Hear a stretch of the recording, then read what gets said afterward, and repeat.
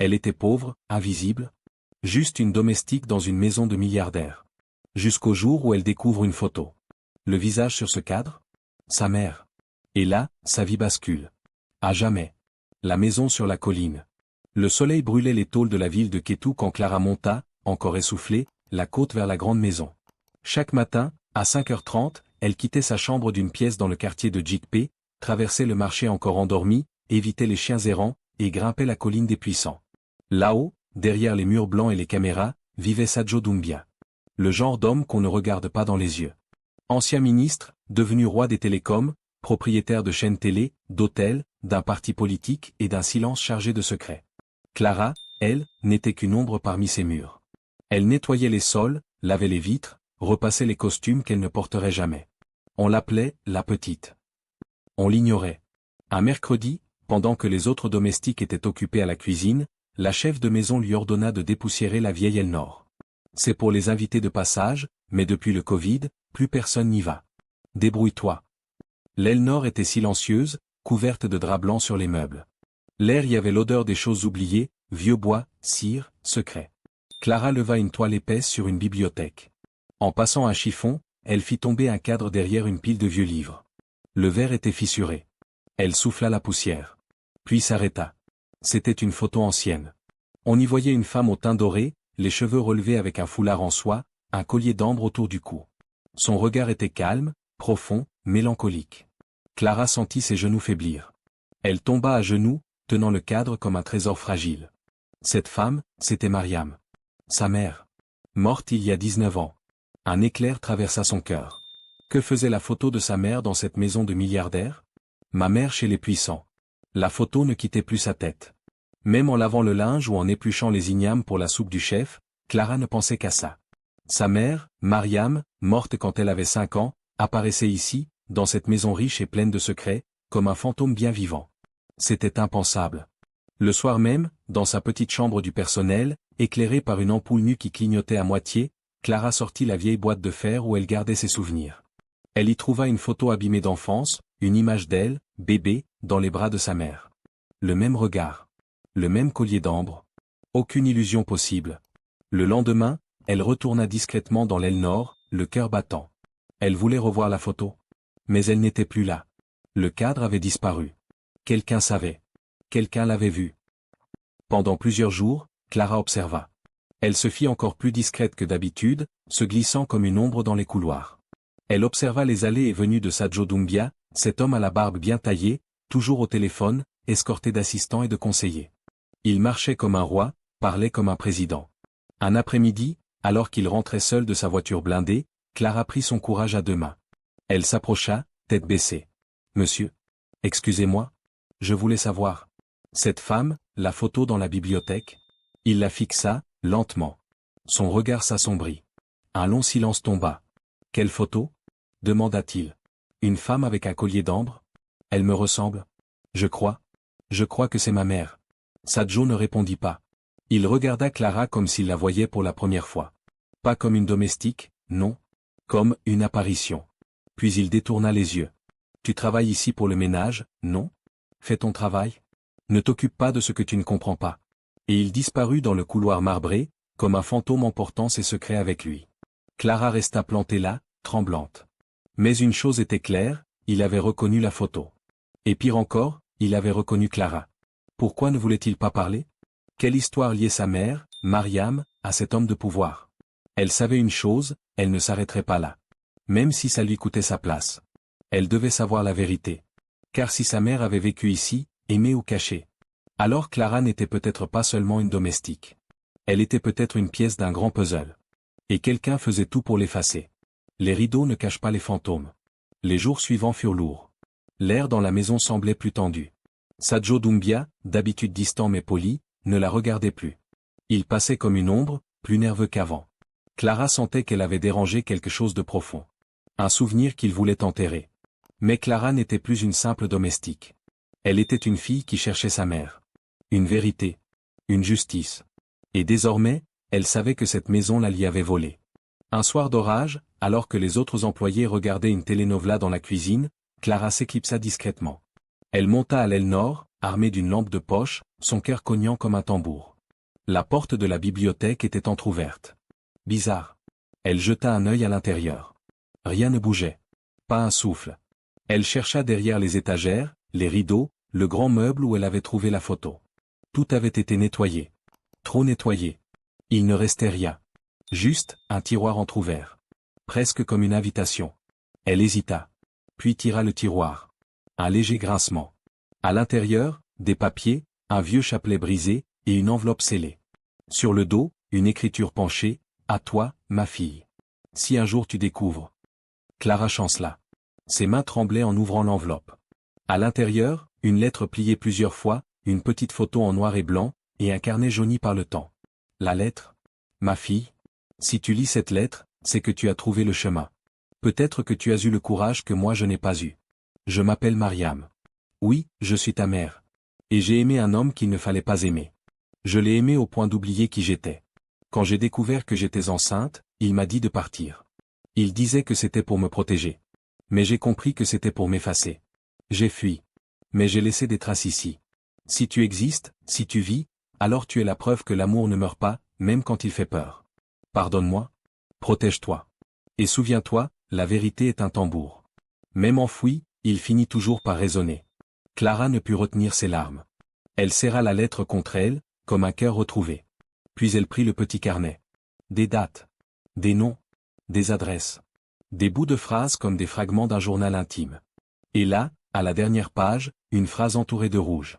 Si quelque chose m'arrive, ce sera ça Joe. Clara sentit une rage froide l'envahir. Ce n'était plus un doute. Sa mère avait été trahie. Effacée. Cachée. Et elle, Clara, était le fruit de cette histoire. Elle entendit alors un bruit. Un froissement. Une présence.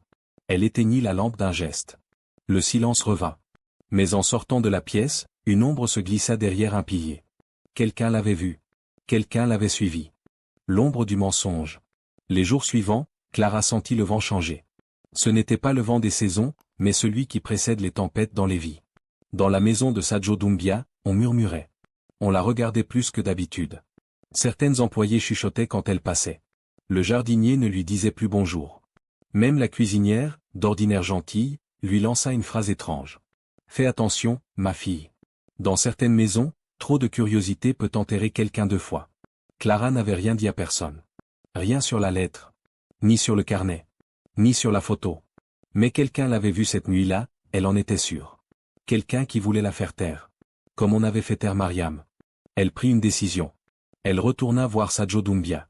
Ce soir-là, il était dans son bureau, assis dans un grand fauteuil de cuir, regardant les informations sur une télé murale. Le journaliste parlait d'un scandale foncier. Sadjo, imperturbable, tournait son thé avec lenteur. Quand Clara entra, il ne leva même pas les yeux. « Je dois vous parler, dit-elle. » Il ne répondit pas. Elle prit ça pour un vas-y. « Je sais que vous connaissiez ma mère. Mariam. Elle vivait ici. Elle vous aimait. Vous l'avez laissée partir enceinte. Et maintenant, je suis là. Moi, Clara. Votre fille. » Le silence qui suivit fut plus lourd que le ciel d'orage au-dessus de Kétou. Sadjo posa sa tasse. « Tu as bien fouillé, murmura-t-il. Trop bien. » Il leva enfin les yeux. Son regard était fatigué, mais dur comme du béton. « Tu crois que tu es la seule à souffrir? Tu crois que tu comprends cette histoire? Tu crois que tout est blanc ou noir? » Clara ne recula pas. « Non. Je crois juste que quelqu'un a détruit ma mère. Et que ce quelqu'un est assis devant moi. » Sadjo se leva, lentement. Il s'approcha. « Écoute-moi bien, Clara. Ta mère, c'était une femme brillante. Belle. Forte. Mais elle avait un défaut, elle croyait qu'un homme comme moi pouvait vivre librement son amour avec une femme comme elle. Tu sais ce que c'est, ce pays? Ce monde? Tu sais ce qu'on m'aurait fait si ça s'était su? Ministre. Marié. Père. Et moi, j'aimais une domestique. Alors vous l'avez abandonnée? Effacée? Jetée? J'ai voulu la protéger, répondit-il. C'est vrai, je l'ai poussée à partir. Mais elle est partie sans un mot. Puis j'ai appris sa mort. Et j'ai continué ma vie. C'est ce qu'on fait ici. On enterre ce qui dérange. Il marqua une pause, puis ajouta. Mais toi, tu es une erreur que je n'ai pas prévue. Clara sentit ses jambes trembler. Ce n'était pas la peur. C'était la douleur. L'indignation. Vous m'appelez erreur, alors que je suis votre fille? Vous avez vécu riche, puissant, et moi j'ai grandi dans les ruelles avec une tante malade, sans rien. Sans même un nom. Je t'ai laissé en vie. C'est déjà plus que certain. Clara le fixa, le regard en feu. Vous pouvez garder votre nom, votre argent, vos excuses. Moi, je veux juste une chose, la vérité. Elle tourna les talons. Mais avant de franchir la porte, il murmura. Tu lui ressembles trop? C'est dangereux, Clara. Dehors, la pluie avait commencé à tomber. Mais dans le cœur de Clara, c'était un feu qui venait de naître. Sadjo avait avoué sans avouer. Il savait. Il portait sa lâcheté comme une médaille invisible. Et maintenant, elle allait chercher la suite. Le carnet de sa mère parlait d'un homme. D'un témoin. D'un frère oublié. Clara irait jusqu'au bout. Même si ça voulait dire remuer les tombes. Le frère oublié. La pluie avait ravagé les routes de Jikpé cette semaine-là. L'eau coulait en rivière sale entre les tôles rouillées et les étals renversés. Clara avait quitté la villa, laissant derrière elle les odeurs de parfums étrangers et de marbre poli, pour revenir là où elle était née, la poussière, la boue, les vérités brutes. Dans le carnet de Mariam, une page mentionnait un nom et une adresse partielle. Bakary au jardinier en cité Salala, zone 5, témoin. Un nom sans nom de famille. Mais une piste. Clara interrogea les anciens du quartier, marcha toute une matinée, demanda à des vendeuses, des coiffeuses, même un vieil ivrogne qui s'endormait près d'une voiture sans roues. Puis enfin, une voix dit. Le vieux Bakary? Celui qui parle tout seul à Dieu? Il est devenu pasteur. Dans l'église faite en planche, là-bas. Sous l'arbre rouge. Clara sentit son cœur se réveiller. L'église en planche. L'endroit était modeste. 4 murs de planche, un toit en tôle, une croix faite en bambou attachée avec du fil. À l'intérieur, un vieil homme assis seul, balayant le sol en chantonnant un psaume. Il leva les yeux quand elle entra. « Bonjour, monsieur. Vous êtes Bakary ?» demanda Clara. Il plissa les yeux. Puis hocha la tête. « Je cherche quelqu'un.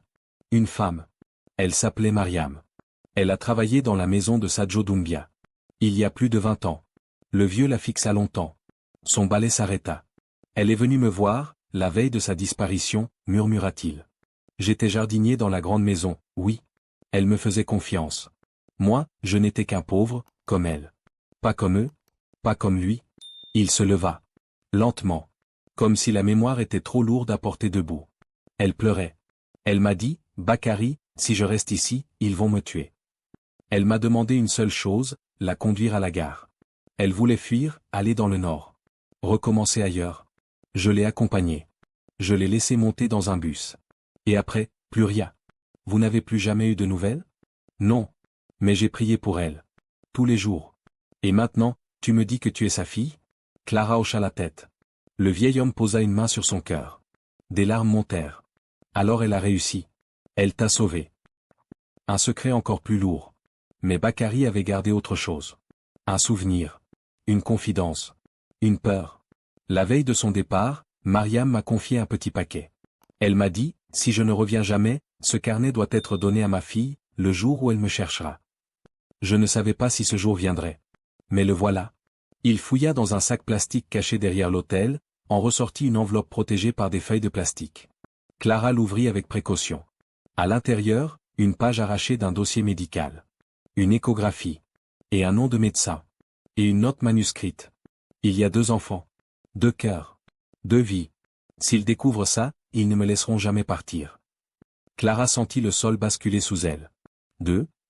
Des jumeaux, murmura Bakary. Elle portait des jumeaux. Clara chancela. Son souffle se coupa. Elle avait un frère. Quelque part. Peut-être vivant. Peut-être mort. Peut-être caché. Mais tout ce qu'elle croyait savoir venait de voler en éclats. Sadjo ne l'avait pas seulement abandonnée. Il avait effacé 2 enfants. 2 innocents. Et peut-être, avait-il gardé l'autre. La guerre des vérités. Clara remercia Bakary, les mains tremblantes. Elle sortit de l'église en planche avec dans son sac une page d'histoire qu'on avait voulu brûler. Et dans son cœur, une nouvelle mission, retrouver ce frère. Ce double qu'on lui avait volé. ADN et vérité. Clara tenait la feuille médicale dans sa main comme une flamme qui ne brûlait pas, mais révélait. Des jumeaux. Elle n'était pas seule dans ce ventre.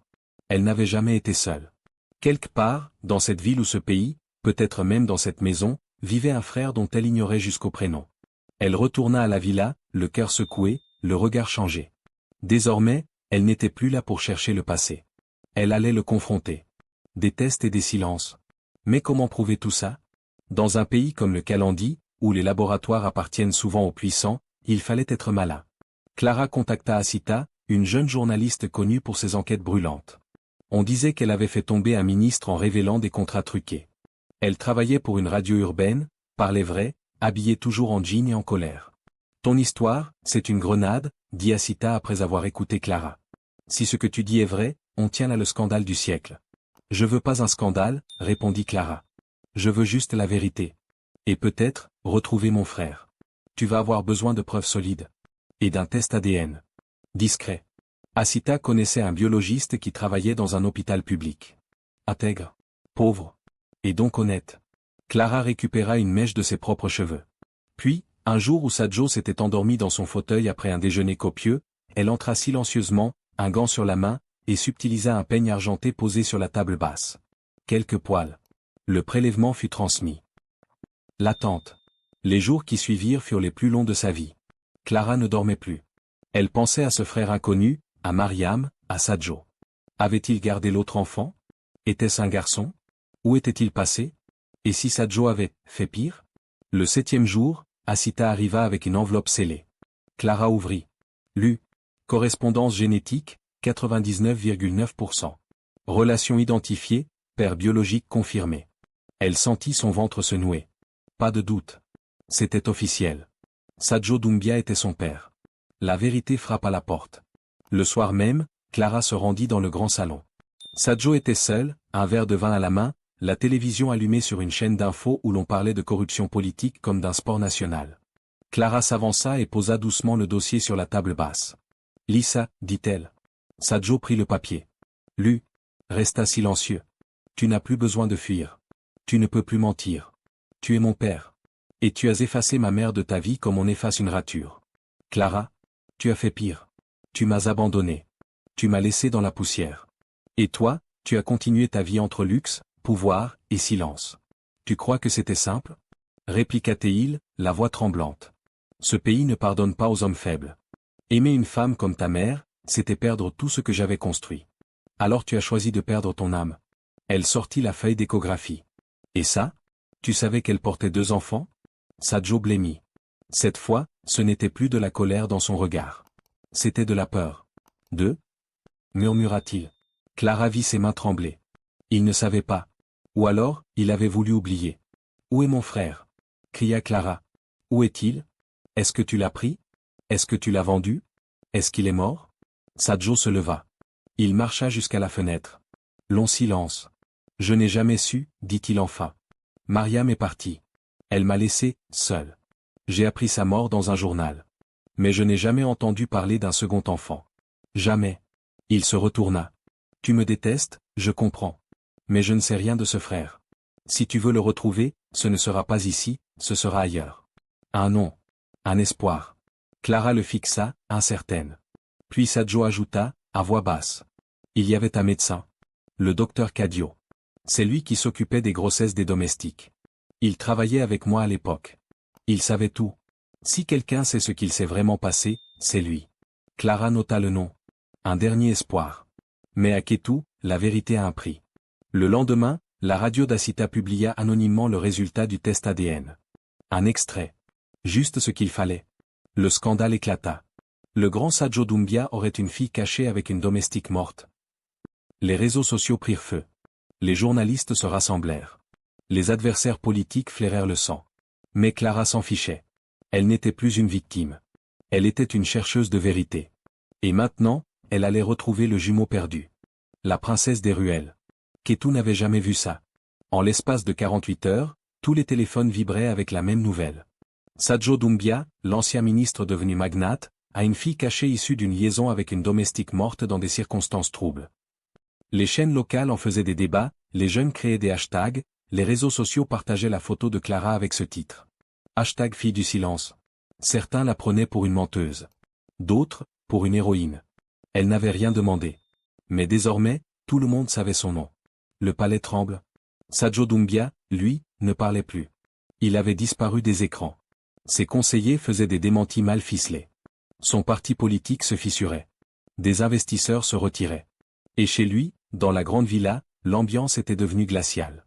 La femme de Sadjo, Madame Doumbia, fit venir Clara dans le salon principal. Assise droite dans son boubou de soie beige, elle fixait Clara comme on regarde une intruse au milieu d'une cérémonie privée. « Alors c'est toi, la bâtarde des journaux ?» lança-t-elle, sans détour. Clara soutint son regard. Elle n'avait plus peur. « Non, madame. Je suis la fille d'une femme que votre mari a aimée et effacée.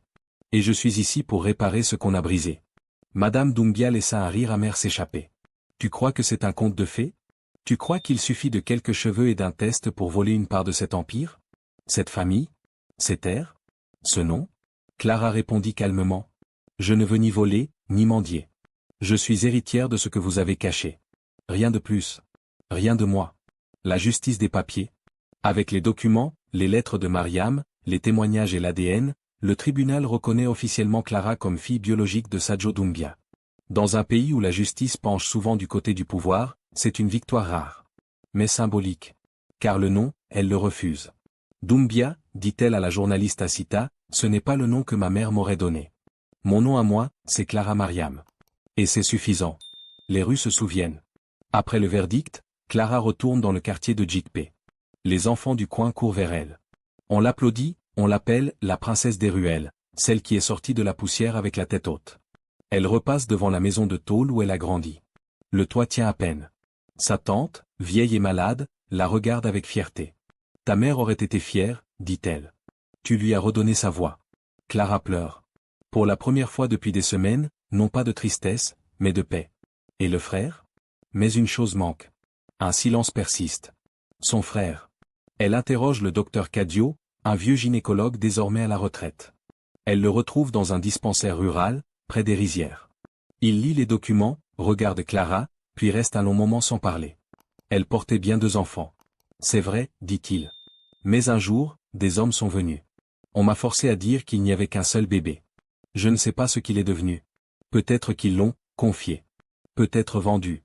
Peut-être. Il s'interrompt. Mais je me souviens d'un nom. Une femme. Une sage-femme qui a disparu juste après. Elle s'appelait Odette. C'est tout ce que je sais. La princesse devient reine. Avec l'indemnisation légale, Clara reçoit une part de l'héritage Doumbia. Pas une fortune, mais assez pour faire quelque chose. Elle refuse les voitures, les bijoux, les grands titres. Elle achète une grande maison vide, au cœur de Kétou, et la transforme en foyer pour jeunes filles abandonnées, orphelines ou violentées. On l'appelle la maison Mariam. Au mur, une grande photo de sa mère, souriante, trône au-dessus de l'entrée. Chaque soir, avant de dormir, Clara s'arrête devant cette photo. Elle ne parle pas. Mais dans son cœur, elle dit « Maman, je t'ai retrouvé. Maintenant, je vais retrouver ton fils. Mon frère. Et on sera réunis. Même si le monde entier s'est mis entre nous. » Le portrait dans le salon. Le jour s'était levé doucement sur Kétou. Les oiseaux de poussière sifflaient au loin, les klaxons du matin criaient leur impatience. Mais dans la grande bâtisse rénovée du quartier Tokpodomé, un silence serein régnait. Clara marchait dans les couloirs de la maison Mariam, pieds nus sur le carrelage clair. Les murs portaient des fresques colorées peintes par les filles du foyer. Des poèmes. Des visages de femmes. Des slogans comme « On ne nous enterre pas, on nous plante ». Dans le grand salon, il y avait désormais le portrait restauré de Mariam, agrandi, encadré dans du bois brut. Le même collier d'ambre autour du cou. Le même regard calme, fort, vivant. Clara s'assit en face, sur un fauteuil tressé. Elle lui parlait souvent, en silence. Ce jour-là, elle lui parla à voix haute. « Tu sais, maman, j'ai voulu te venger. Mais à la fin, j'ai compris que je voulais surtout te retrouver. Pas par les cris, mais par la lumière. J'ai ton sang, ton courage, et ton secret. Et j'ai décidé de transformer ta douleur en abri pour d'autres. » Elle se leva, passa une main sur le cadre. « Je ne suis pas seule. Je vais te ramener ton fils, maman. Ton 2e enfant. Mon frère. Je ne sais pas encore où il est, ni même qui il est devenu. Mais je vais suivre toutes les pistes. Et quand il entrera ici, la première chose qu'il verra, ce sera ton visage. » L'ombre d'un espoir. Dans la cour, des rires d'enfants résonnaient. Des jeunes filles faisaient la vaisselle en dansant. L'ancienne villa triste était devenue un lieu de vie, de force. Une révolution douce. Un taxi s'arrêta devant la porte. Un jeune homme descendit. Fin, peau dorée, regard perçant. Il tenait une lettre en main. Une lettre marquée d'un nom ancien, Odette, sage-femme. Elle était morte, mais avait laissé une note manuscrite. Elle y parlait d'un bébé confié à des gens du Nord, d'un jumeau disparu. Le jeune homme regarda la maison. L'enseigne, Maison Mariam. Il hésita. Puis entra. Le portrait dans le salon. Clara était en train de parler avec les filles quand l'on frappa à la porte. Elle ouvrit. Ils se regardèrent. Longtemps. Sans un mot. Un miroir. Deux reflets. Deux âmes séparées par 25 ans de mensonges. Et pourtant, quelque chose de familier. De fraternel. Il murmura. Je crois qu'on me cherche ici. Clara sourit. Les yeux brillants. Depuis toujours. Elle le fit entrer. Il leva les yeux, vit le grand portrait. Et là, sans comprendre pourquoi, il posa sa main sur son cœur. Comme si ce visage l'avait toujours accompagné dans ses rêves. Merci d'avoir écouté cette histoire. Si elle a touché quelque chose en vous, si elle a réveillé un souvenir, une émotion, ou simplement un peu d'espoir. Abonnez-vous. Pas seulement pour une vidéo de plus. Mais pour continuer ensemble ce voyage à travers des récits oubliés, des vérités humaines, et des silences qui parlent plus fort que les mots. Votre écoute donne vie à ces histoires. Merci d'en faire partie.